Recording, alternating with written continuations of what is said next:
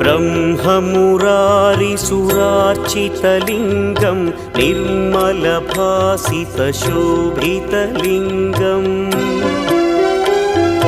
जन्मजदुःखविनाशकलिङ्गं तत्प्रणमामि सदा शिवलिङ्गम् देवमुनिप्रवरार्चितलिङ्गं कामदहन करुणाकरलिङ्गम् रावणदर्पविनाशकलिङ्गं तत्प्रणमामि सदा शिवलिङ्गम्